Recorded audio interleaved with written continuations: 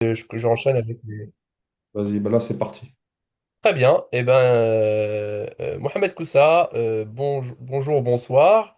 Je suis ravi de vous accueillir aujourd'hui sur cette intervention. Donc, le but, ça va être de parler de la lecture rapide, en particulier, et on va dire d'inciter les gens à la lecture. C'est un peu ça aussi l'idée derrière. Donc, je vous laisse vous présenter, dire un peu qui vous êtes, qu'est-ce que vous faites, et puis ensuite, on va enchaîner avec les questions. D'accord, très bien. Donc moi je m'appelle Mohamed Koussa, j'ai 48 ans, j'ai été enseignant pendant très longtemps dans l'éducation nationale. Et puis après j'ai décidé de me mettre à mon compte, donc je suis, on va dire, enseignant cours privé ou cours particulier, mais je suis formateur aussi, donc j'en forme principalement en lecture rapide et tout ce qui est méthode et méthodologie d'apprentissage. Voilà. Et puis après, quand je me suis lancé dans la lecture rapide, quand j'ai gagné les championnats du monde en 2017, c'est là que les gens ils ont commencé un peu à connaître mon travail. Et puis après, j'ai aussi rédigé un livre sur le sujet aux éditions Reds qui s'appelle La lecture rapide, la méthode du champion du monde. Alors, je l'ai, hein, le livre, hein. Il est Voilà. là. Ah, très Voilà, bien. je le montre. Je sais pas si on le voit bien. Donc, Ouais. la lecture rapide, la méthode du champion, voilà, du champion du monde, édition Retz, effectivement. Ouais. Et voilà. Donc Reds, c'était très important pour moi en fait en tant qu'enseignant et aussi un peu militant de la lecture que le livre a été édité dans cette maison d'édition parce qu'elle a été créée par le spécialiste français de la lecture rapide qui s'appelle François Richaudot, c'est, on va dire, le plus connu. Je ne sais pas si c'est le premier parce que historiquement, je n'ai pas fait de recherche, mais faudrait que je m'y penche. C'est le premier, en tout cas dans les médias, les journaux à l'époque, à avoir parlé de la lecture rapide. Et donc, il a édité plusieurs livres sur le sujet, hein, des explications, puis des cahiers d'exercice. Et au début des années 80, il a créé RETS, qui est devenu un partenaire de l'éducation nationale, RETS, parce qu'il y a plusieurs pédagogues de renom qui ont fait éditer leurs livres chez RETS. Donc les profs, en général, ils connaissent. Donc le plus connu, c'était Rémi Brissot, la méthode Pygmy en mathématiques, qui se rapproche un petit peu dans ses fondements de la méthode de Singapour. Les gens connaissent, c'est un peu à la mode en ce moment. Et puis quand on m'a demandé en fait de réécrire le livre de François Richaudot, bah, ça a donné le livre que tu as montré au public. Ouais. Et alors, la lecture rapide, un peu, comment ça, à quoi ça sert? Comment ça fonctionne? Sinon, si on se met à la place d'une personne qui entend parler de lecture rapide, donc elle se dit lecture rapide, ok, mais ça marche comment? C'est quoi? En fait, la lecture rapide, bon, c'est un terme marketing. Les rapides, c'est plus pour interroger les gens, enfin, que les gens se posent des questions rapidement, voilà, on leur donne un aperçu. Mais en réalité, nous, on appelle ça la lecture efficace. Mais lecture efficace, les gens, ça ne leur parlerait pas si on utilisait ce terme-là. En fait, comment ça marche? En fait, c'est qu'on va automatiser toutes les étapes de la lecture, donc de la concentration jusqu'à la compréhension. Donc, il y a plusieurs étapes. En les optimisant, on va gagner du temps. En fait, faut prendre, moi, mon point de vue à moi, c'est peut-être pas partagé par tout le monde, mais c'est plutôt de arrêter de lire lentement, parce que les gens, on leur a appris à lire lentement.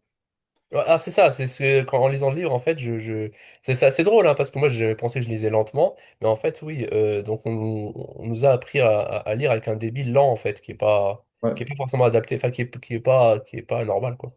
Ouais. En fait, il y a la question du débit, mais il y a plusieurs choses. Il y a la question du rapport, justement, entre enfin, de l'affluence, le rapport entre la vitesse à laquelle on va et ce qu'on a perçu du message écrit. Mais si on se pose la question sur la lecture, si on donne un texte à lire ou un livre à 30 personnes, bah, c'est évident que les gens vont pas tous s'arrêter en même temps. Donc, ils lisent pas tous au même rythme.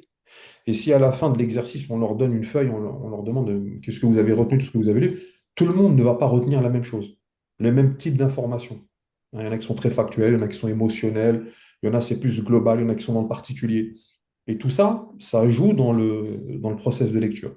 Sauf que le public, le grand public, quand il voit ce produit, entre guillemets, qui est beaucoup marketé depuis 10-15 ans maintenant avec toutes les dérives du marketing, eh bien, en fait, ils ont l'impression que c'est quelque chose qui fonctionne pas, en fait. Qui fonctionne pas ou qui est un peu, bah, comme rapide, ça fait un peu fast-food, quoi. Non, non, c'est de la vraie méthodologie. Ça fonctionne. Ça fonctionne pas de la même manière chez tout le monde, bah, parce que l'apprentissage, en fait, C'est pas des produits qui sortent d'une usine, hein. Un être humain, c'est quelqu'un qui a des compétences cognitives qu'on peut tester, qui sont objectives, mais c'est beaucoup d'émotionnel, de psychologique. Et donc ça aussi, ça rentre en ligne de compte dans le process de la lecture rapide.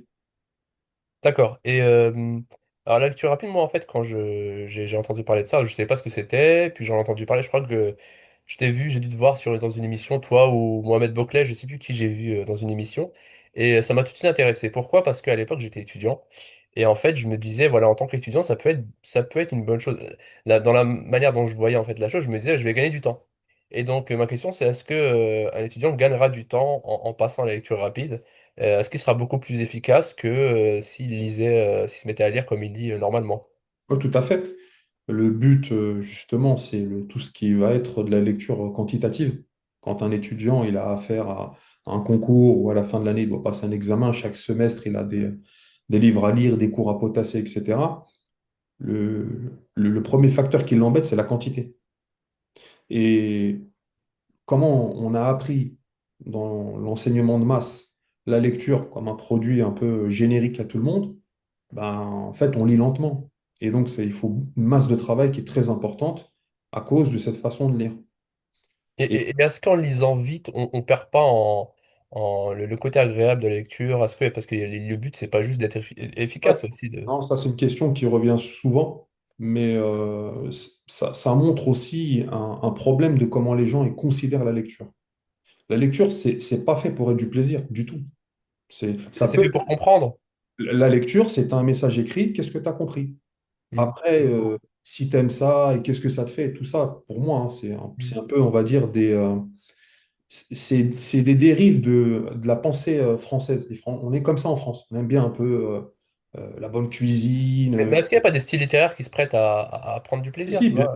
bien sûr, il y a La des... poésie, tu vois, tu peux pas lire la poésie comme ça. En fait, la poésie, ça se lit pas comme un autre texte de toute manière, ni en lecture rapide, ni en... La poésie, d'abord, c'est de l'émotion pure, et c'est aussi fait à la base pour être chanté. Donc la poésie, chaque mot, c'est de la nitroglycérine. C'est-à-dire que, il y a des mesures, il y a les pieds, il y a la versification. Donc tout ça, ça rentre en ligne de compte. C'est comme quand tu vas manger dans un bon restaurant, tu vas pas en manger pour un quart d'heure. Tu viens parce que as pris du temps, tu vas investir. Il faut se délecter. Voilà, exactement. Et la poésie, justement, c'est une lecture de délectation. C'est pas une lecture fonctionnelle. Tu vois, on n'est pas là pour savoir c'est quoi le sujet, c'est quoi le... Non, tu es là pour regarder les figures de style, comment il l'enchaîne, comment il y a la sonorité, les allitérations, toute cette beauté de la langue. C'est comme la peinture, tu vois. La peinture, tu restes, tu veux regarder une œuvre. Si t'as pas si t'as pas une culture de la peinture, bon, c'est un dessin, quoi. C'est de la peinture. Non, il y a des techniques, il y a des styles, il y a l'émotion qui est transmise derrière. Donc, bien sûr, il y a des textes qui se prêtent plus à la lecture rapide que d'autres. Mais en fait, c'est comme, je donne souvent cet exemple-là, c'est comme le tennis. Si tu sais jouer au tennis, a priori, tu peux jouer sur tous les terrains. Donc, quand tu vas parfaire ta méthode de lecture, cette fluidité que tu vas avoir, bah, tu vas pouvoir la mettre en œuvre dans quasiment tous les textes que tu vas lire. Sauf que il y a des textes où tu iras beaucoup plus vite et il y a des textes où quand tu lis de la philosophie, par exemple, c'est ce vocabulaire qui est très abstrait. C'est pas, Et en plus, l'objectif de la philosophie et de philosopher, c'est de faire poser des questions. Donc, si toi, tu lis comment dirais-je, ce matériel philosophique, et en même temps, si tu ne te poses pas les questions, tu veux savoir ce qu'il a dit Hegel, ce qu'il a dit Nietzsche, ce qu'il a dit Kant, bon, tu n'es pas en train de philosopher, tu es là pour reconnaître les pensées des autres. Toi, ça, c'est encore autre chose. Donc la philosophie, elle se prête pas à la lecture rapide.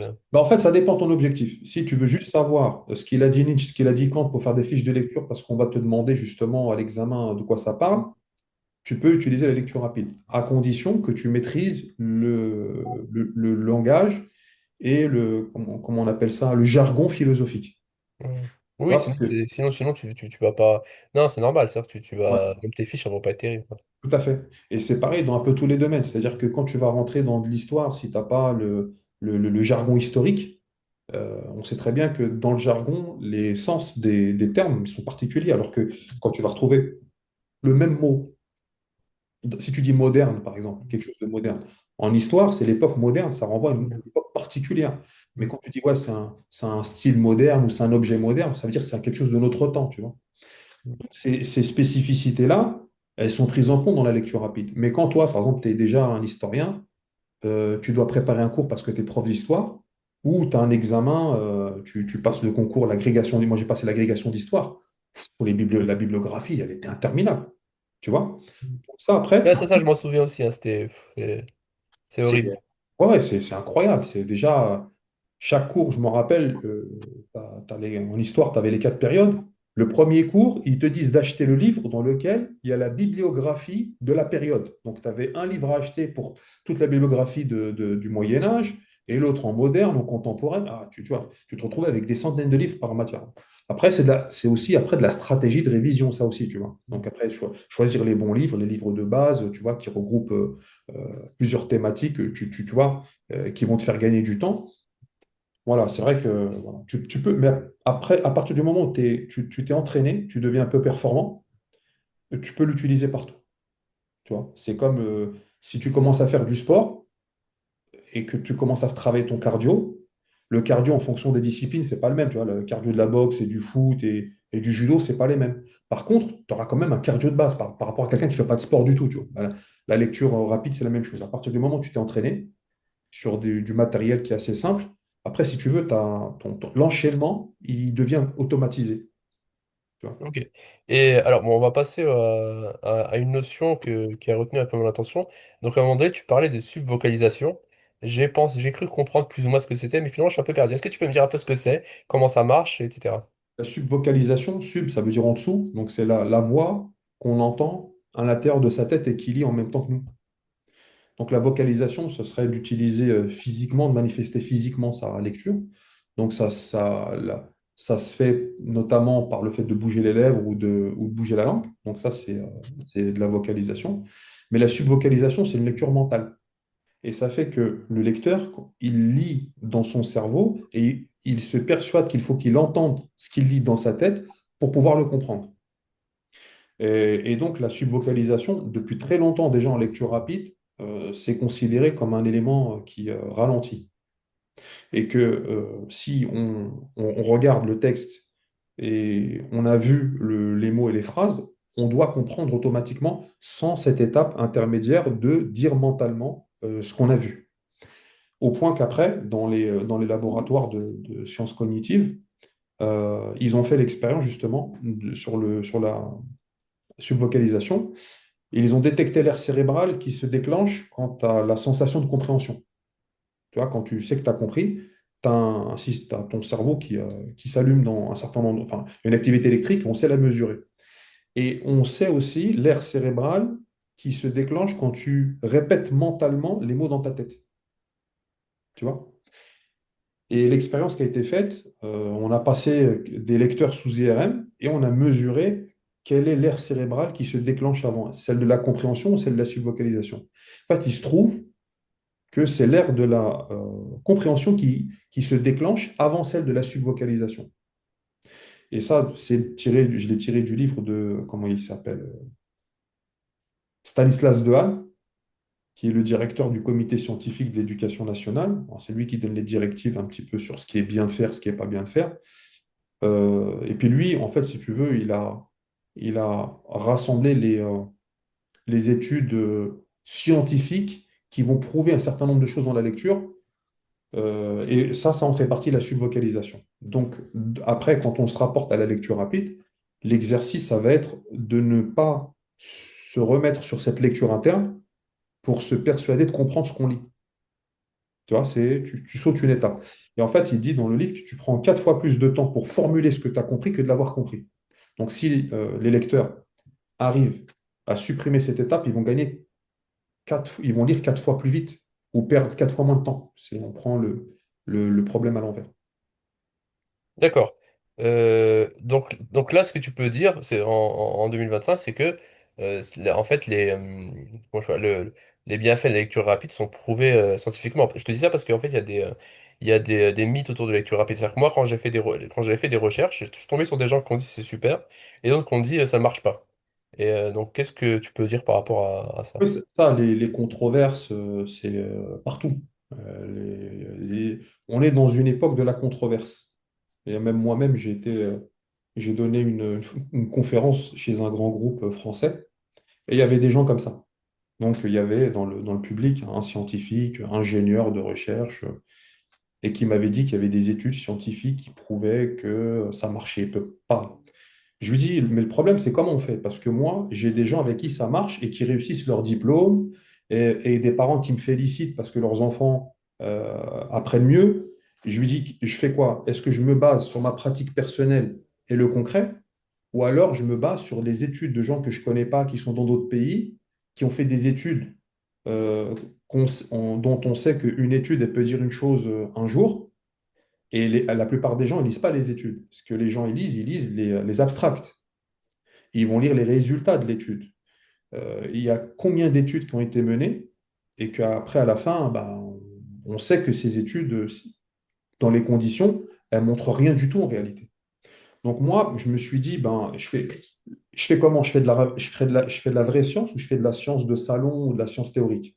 Parce que si je fais de la science théorique, je vais sur Internet, tout le monde a tout découvert, tout le monde connaît tout, et j'ai plus rien à faire. Ou alors, je teste par moi-même et je regarde si ça marche, si ça marche pas. Moi, je suis plus comme ça, c'est-à-dire que je suis pas oui, faut pas faire ceci, crois-moi sur parole. Non, si j'ai envie de le faire, je préfère expérimenter et comprendre par moi-même que je vais pas y arriver ou que je peux pas, plutôt que de rester sur la croyance de quelqu'un qui va me transmettre son stress et sa faiblesse à lui d'esprit. Et en fin de compte, c'est, euh, c'est quand tu vois que tu as des élèves aujourd'hui qui peuvent lire deux, trois livres par jour. J'ai un élève, là, il est en études de médecine. Non, je l'ai eu quand il avait 16 ans. Maintenant, il est en études de médecine. Il est revenu me voir il y a un mois et demi, 2 mois. Je ne me rappelais pas de lui. Mais par contre, je me rappelais du livre qu'il avait ramené, enfin, le type de livre qu'il avait ramené. C'était un roman policier. Je dis, ah, mais je me rappelle, tu avais ramené un roman policier. Il m'a dit, oui, ouais, c'est moi. Lui, il peut lire 2 livres dans une journée. Fais quoi? Je vais écouter les gens qui me disent non, c'est pas vrai parce que ceci, parce que cela. Mais j'écoute pas. Oui, t'as testé, et t'as Moi, vu que j'ai d'autres ont testé, ça a marché, quoi. ouais, moi, j'ai testé sur moi, moi qui suis à la base un lecteur qui est extra lent. Je suis très lent, en plus je suis pas francophone de base. Moi, je ne parlais pas le français quand j'étais petit. C'était compliqué pour moi l'apprentissage du français. Tout ce que je sais, c'est que j'aimais lire. Alors, voilà, ça, c'était quelque chose, j'aimais la lecture. Et donc, mais par contre, je mettais très longtemps à finir les bouquins. C'était fastidieux. En 1 heure, j'avais l'impression que mon cerveau, il chauffait. Et en ayant découvert ça, moi, ça m'a réconcilié avec la lecture. C'est-à-dire que ça m'a réconcilié plutôt avec mon appétit de la lecture. Parce que j'avais un appétit et ma capacité de manger, elle était pas en harmonie. Donc voilà, pour parler de ce sujet-là, il y a les gourous, il y a les gourous, mais des deux côtés, hein. Ben, parce que des fois, quand on entend certains, moi j'appelle ça des magiciens, même des sorciers de la lecture rapide, et Oui, ceux qui vont te dire, je peux lire 25 livres par jour, etc. oui, mais voilà, c'est bien pour lui en fait. Mais est-ce que tout le monde peut le faire? Ça sert à rien. C'est comme Usain Bolt qui va te dire, moi aussi, je vais vous faire une formation pour que vous puissiez courir comme moi le 100 mètres en 5 secondes. Mais est-ce que tu pourrais vraiment me donner le nombre de livres qu'une personne et de pages qu'une personne pourrait lire par jour, personne moyenne, quoi, qui est bonne en lecture rapide? Ce serait quoi? Parce que tu vois, les gens, souvent, ils veulent des chiffres, tu vois. Ouais, ils veulent des chiffres parce que En fait, avant de s'engager, ils veulent se dire, qu'est-ce que ça va apporter? non, T'as capté? ouais, c'est tout à fait normal. De toute manière, dans son ergonomie, le cerveau, il est éduqué par les chiffres. Depuis qu'on est petit, tu vois, je te donne un bon point, je te donne un bonbon, tu auras 10 euros, tu vois, c'est tout à fait normal. En fait, tu peux lire quelqu'un de lambda, c'est-à-dire que c'est pas non plus quelqu'un qui a des capacités un peu hors norme ou qui a une bonne maîtrise, ou c'est pas non plus quelqu'un qui est complètement à côté de la plaque. Quelqu'un qui a un niveau normal, tu vois, type bac, qui peut faire une première année d'études supérieures, il pourrait lire l'équivalent de 100 à 200 pages en 1 heure chaque jour. Ah, donc 150 pages, quoi, en 1 heure. Ouais, 150 pages, ouais, bien sûr. En 1 heure. Ah non, c'est incroyable parce que tu sais, parce que moi, je pense à des élèves niveau lycée qui lisent des livres 150 pages pour certains élèves, c'est une torture, hein. Enfin, Ouais, même en une semaine, c'est compliqué. bien Donc sûr. là, en 1 heure, ouais. Oui, après, c'est normal que c'est tout à fait normal d'arriver à ce résultat-là dans l'époque dans laquelle on vit actuellement. Quand tu passes du smartphone, qui est hyper excitant, Hmm. qui est hyper stimulant du point de vue des sens, et tu passes à une lenteur, tu vois, une capacité de concentration, de réflexion, de garder son attention avec la lecture, tu es dans deux mondes qui sont complètement différents, tu vois. Mais alors, est-ce qu'il faut justement, est-ce qu'il n'y a pas une sorte de préparation? C'est-à-dire, est-ce qu'il ne faut pas se désintoxiquer tu sais, des réseaux sociaux, des récompenses rapides, etc., avant de se lancer dans la lecture rapide et ensuite en tirer des bénéfices? Ou est-ce qu'une personne peut se dire, je passe d'un coup de TikTok, de 3 ans de TikTok à la lecture rapide, et puis... Non, en fait, ça dépend. Il n'y a pas de... Moi, je ne suis pas dans la généralisation. Tu vois, comme je coach, j'ai appris que, si tu veux, l'environnement de la personne, il est fondamental. Tu vois, tu peux avoir quelqu'un euh, qui est dans cette configuration. Tu vois, ça fait 3 ans qu'il fait du TikTok, il est dans cette pollution un peu, tu vois, de tout ce qui est les écrans. Si tu fais un bon travail euh, où tu l'accompagnes, tu peux le faire arriver à des résultats en lecture qui sont intéressants. Et d'autres, non. Parce que le mal est plus profond, parce qu'après, on rentre dans du trauma. On rentre aussi dans... il y a des enfants ils sont rentrés dans une phase d'excitation où ce qu'il leur faut maintenant, c'est un pédopsychiatre, ou, tu vois, quelque chose qui va leur demander une gestion du côté psychologique qui est plus importante. C'est plus là du coaching ou du cours qu'il leur faut, tu vois. Après, il y a aussi le fait de mettre en valeur les gens dans ce qu'ils font. Tu vois, quand tu as un enfant ou un adulte, enfin plutôt un apprenant, tu vois, qu'il soit un enfant ou un adulte, le fait qu'il trouve de la valeur dans ce qu'il fait, que ce soit de la lecture ou autre, ça va le motiver. Donc c'est pour ça que quand on fait un parcours de progression en lecture de lecture rapide après une formation, en fait, si tu veux, on accompagne les gens, mais c'est surtout l'aspect mental qu'on accompagne. Parce que l'aspect technique, en vérité, il est ultra simple. Franchement, la technique, tu suis les étapes pour apprendre à lire rapide. Les étapes, elles sont faciles. Ce qui est difficile, déjà, c'est d'admettre que dès le départ, tu vas pas avoir des résultats extraordinaires, il faut attendre. Tu vois, c'est comme Justement, c'est au bout de combien de temps on peut estimer que l'élève a terminé son apprentissage et que, voilà. ça dépend de deux choses. Ça dépend déjà de la discipline et de la capacité d'appliquer ce qu'on lui demande. Ça, c'est la première chose.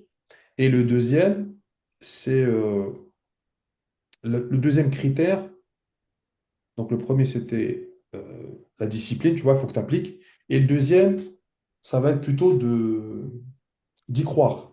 Tu vois, c'est le côté psychologique. Enfin, si d'autres y sont arrivés, moi, je vais y arriver. Tu vois, il y a des exemples, il y a des gens qui l'ont fait, etc., etc. Voilà, ça c'est. Et les résultats vont dépendre de la maturité de la personne. Tu vois, et de la confiance qu'il t'accorde aussi. Parce que si tu es réfractaire, de toute manière, ça rentre là, ça sort là. Tu vois, si tu n'y crois pas, de toute manière.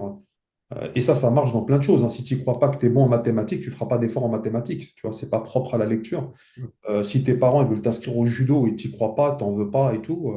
Donc c'est pour ça, après, tu vois, tu as l'entraîneur ou le coach qui va un peu tu vois, te faire un peu autre chose, tu vas prendre des feintes pédagogiques pour t'attirer tout doucement. Et après, une fois que tu es dedans, tu vois, tu peux y prendre du plaisir. Et en termes de résultats, le temps, le minimum que j'ai vu, c'est 2 heures. J'ai déjà vu quelqu'un. En plus, ce qui est marrant, parce que c'est quelqu'un qui se moquait de moi sur les réseaux. C'est un Euh, hater. hein? C'est un hater. Ouais, mais c'était pas vraiment un hater. Ouais, c'est un hater, mais C'est un troll. ouais, mais non, mais il était honnête, lui. C'est pas comme les autres qui font des vidéos cachées, tu connais pas l'identité. Tu vois, c'est pour ça que moi, je calcule pas vraiment ce genre de personnes. Je les prends pas en considération, parce que quand tu n'as pas le cran d'afficher tes positions, ou déjà d'essayer, parce que déjà, tu devrais essayer d'abord. Tu Hmm. essaies. Ouais. Si vraiment ça marche pas et que tu as mis du tien, bah après, tu es, obligé d'admettre, c'est vrai, ça marche pas avec lui, ça marche pas, tu vois. Et lui, il est vu, et je lui ai dit, écoute, après c'était long, tu vois, parce qu'il faut contacter la personne, lui dire, voilà, tu as mis ça. Je lui ai dit, je te propose de venir à un atelier. C'est gratuit, tu vois, parce que les gens, quand tu vois, mais je ne vais pas payer pour un truc auquel je... Donc tu viens, tu essayes, si ça marche, tant mieux. Tu fais ce que tu veux. Il l'a fait. En plus, lui, c'est un gros lecteur, tu vois, c'est ça qui était bien aussi. C'est quelqu'un qui lit, tu vois. Après, il a fait un grand poste d'excuses, entre guillemets, en disant, voilà, je m'excuse parce que je ne connaissais pas. Mais je ne leur ferai plus ce genre de choses, tu vois, parce que c'est long. Tu vois, je vais pas. À chaque fois que quelqu'un il insulte les Arabes, dire oui, tu vois, viens, je vais. Ouais, non, mais c'est la meilleure des pubs, quelque part. Non, après maintenant, moi, je fonctionne plus par la pub, en fait. Tu Mm, vois? C'est que moi, je me considère plutôt comme un artisan. Tu vois? Moi, quand tu viens même dans mes formations, il n'y a pas beaucoup de gens. Parce que quand les gens m'appellent au téléphone ou me contactent, je ne suis pas le marchand de tapis en leur disant non, c'est génial, ça va révolutionner ta vie. Non, moi, franchement, c'est moi, je l'ai fait avec oui, mes enfants. tu veux des personnes sérieuses et puis c'est tout. Moi, je veux juste, regarde, est-ce que le résultat t'intéresse? Oui, ou alors il faut que je te fasse un argumentaire Ouais. marketing. Déjà, moi, je l'ai fait au début et quand j'ai vu qu'il fallait utiliser des artifices, limites, des fois, je dis, je le fais plus. Je dis aux gens maintenant, moi, c'est comme ça fonctionne comme ça. Il y a un entraînement qui dure 2 semaines. Mm. Il faut s'entraîner tous les jours. C'est pas non plus le goulag, hein. T'es pas là à souffrir, non, c'est progressif. Je l'ai fait un parcours de progression avec des fiches de préparation, comme je l'ai fait avec mes élèves, hein, j'ai testé avec mes élèves. Et c'est ça qui est marrant, c'est que ceux qui vont souvent les détracteurs, c'est pas des gens qui sont issus du milieu de l'enseignement. C'est des gens qui sont, et en fait, ils veulent donner leur avis sur tout pour galvaniser leur communauté, tu vois, ou les gens qui sont autour d'eux. Là, j'ai même vu un influenceur, tu vois, littéraire, tu vois, c'est un mec qui il parle de bouquins, pareil. Oui, la lecture rapide, il y a une étude qui montre. Mais non, mais Mm. ça ne montre rien en fait, tu vois. Voilà. Et Donc, puis parfois, t'en as qui vont dénigrer en espérant que dans les commentaires, tout le monde va les suivre. Et tu vois, c'est comme dans la ouais, vie réelle, t'en as un qui fait une blague, il ouais, regarde les autres et il espère que les autres vont. tout à fait. Ouais. Mais de toute manière, ça, c'est ce que René Guénon il dit. Et ce qui est marrant, c'est que j'ai même vu des gens utiliser René Guénon pour dire la lecture rapide, c'est pas bien parce que c'est le règne de la quantité. Ça, c'est des gens, ils connaissent pas la lecture, des philosophes, hein, c'est des gens qui font de la Mm. philosophie. Et en fait, ils pensent que leur aptitude philosophique elle leur permet de donner leur avis éclairé sur tout. Mais quand tu connais pas la pédagogie, Mm. et tu sais pas c'est quoi la lecture, tu sais pas c'est quoi les mécanismes de la lecture, c'est compliqué de donner ton avis. Mais bon, tu es obligé de le donner. Parce que même des gens qui étaient spécialistes en neurosciences, et pareil, dans leurs livres, des fois, ils disent des trucs. Après, bon, moi, j'ai pris le parti de toute manière, de me dire de toute manière, Bah, après, il y a toujours des querelles d'ego, il y a des querelles de chapelle. C'est-à-dire qu'il y a des gens, tu vois, ils peuvent se dire, ouais, il se peut que ça marche, mais par rapport à ma petite tambouille, je peux pas trop en parler ou je veux pas mettre de la lumière sur lui, etc. Parfois, c'est vraiment tout bête, hein, et tout le monde n'est pas forcément sincère. Ouais. ouais, c'est vrai, tout à fait. Et après, de l'autre côté, ça répond aussi aux magiciens dont je parlais tout à l'heure qui ont fait de l'hypermarketing. Et à un moment donné, ben, les gens y répondent en fonction de cette visibilité, hein, tu vois, tu les vois partout. Et comme ils ont l'impression qu'il y en a partout, mais quand tu vas leur dire, ouais, mais puisque c'est partout, citer 2 ou 3 personnes qui en font, ils ne sont pas capables. Tu sais, c'est comme les coachs. Tout Mm. le monde dit, il y a beaucoup de coachs, mais citer 5 ou 6 coachs, ils ne sont pas capables de te les citer, tu vois. C'est juste qu'il y en a un ou deux, tu les vois tout le temps, et tu as l'impression qu'ils occupent qui occupent le monde. En vérité, non, ils occupent le microcosme des algorithmes de ton ordinateur qui fait qu'ils apparaissent. Moi, par exemple, ils apparaissent pas parce que c'est pas mes trucs de recherche. Tu Ouais. vois? C'est pas Ouais, mes en fait, il y a plein d'angles morts. Mais oui, mais effectivement, au final, vaut mieux tester, ça marche, ça marche. Ça marche pas, on passe à autre chose, et puis voilà. Donc, il y a Tout pas à de... fait, ouais. Alors, j'aurais juste une question par rapport à l'âge. Donc, à partir de quel âge on peut l'enseigner? C'est-à-dire qu'est-ce que pour toi, par exemple, tu vois, les enfants à qui on enseigne la lecture au CP, est-ce que c'est un truc qu'on peut renseigner ou pas? Moi, de mon expérience, la fluence minimum. Tu vois? Il faut qu'un élève, il enchaîne un texte simple où il bute pas sur les mots les plus communs. À partir de là, tu peux lui apprendre à automatiser, à augmenter. Mais après, ça va dépendre de la maturité aussi, tu vois. La maturité par rapport à l'attention. Parce que tu vas pas demander à un élève de CE1, CE2, ça dépend du milieu dans lequel il est et ça dépend comment aussi on l'a initié à la lecture depuis qu'il est jeune. Tu ne vas pas lui demander une accélération, tu vois. Et après, ça dépend aussi d'énormément de facteurs, tu vois. Mais l'âge minimum que moi que j'ai constaté, c'est CM2.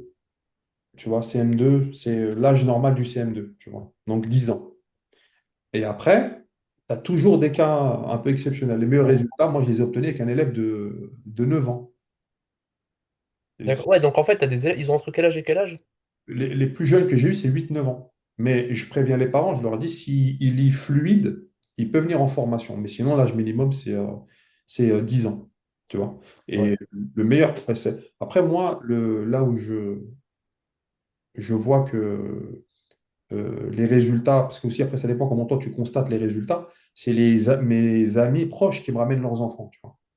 ouais. C'est là que C'est par la confiance que tu sens que. moi, même je fonctionne que comme ça maintenant, de toute manière. C'est-à-dire que c'est les gens surtout bah, tous les cousins, cousines de mes enfants, ils sont venus en formation. Là, j'ai fait une préparation pour le brevet. J'ai commencé l'année dernière parce que mon fils, il passait le brevet. Donc, il y avait des gens de sa classe, il y avait la famille, tu vois. Donc, on commence. Moi, je pense que comme c'est aussi ça, c'est quand tu sais que ce que ça fait, ce que tu fais comme méthode, ça fonctionne. Les premiers qui doivent en bénéficier, c'est pas les plus extérieurs à toi, c'est plutôt les gens de ton entourage. Donc, moi, mes enfants, ils ont fait les formations. Enfin, les deux grands, les deux petits, je les laisse à chaque fois. Dès qu'ils passent le CM2, après, c'est obligatoire. D'accord. Et alors, bah justement, par rapport à la réussite scolaire, est-ce que toi, tu t'estimes qu'il y a un intérêt à passer à la lecture rapide pour la réussite scolaire? Euh, Non, pas du tout. Non, non. non. Franchement, c'est pas du tout un prérequis. Le- Il y a la plupart des gens, entre guillemets, ils lisent. Pour moi, les gens, ils ont le RSA de la lecture, la plupart. C'est Ouais. vraiment Ils ont même pas le SMIC, c'est le RSA directement. Ouais, ils ont pas le SMIC, c'est le RSA, tu vois. Vraiment, le SMIC, déjà, tu vois, c'est un peu mieux parce que tu vois, il y a un effort derrière qui a été fait. Non, tu vois, aujourd'hui, tu peux. Parce que après, il y a la réussite. Il y a deux choses. Moi, je ne suis pas dans la réussite scolaire du type institutionnel, valider des diplômes par rapport à des compétences jugées par des gens et sanctionnées par des examens. Ça, franchement, il y a des gens qui sont pas du tout honorables, ils ont des diplômes, et des gens extraordinaires, ben, ils n'en ont pas, tu vois. Parce que Euh, moi, je pense un peu aux parents et je me dis, voilà, les ouais, parents, souvent les parents, en fait, leur crainte, c'est de se dire, voilà, enfin, leur crainte, leur espoir, c'est un peu les diplômes, la scolarité de leurs enfants, ils pensent aux diplômes, etc. normal, c'est normal. C'est Voilà. normal. Par contre, non, moi ça, je le comprends.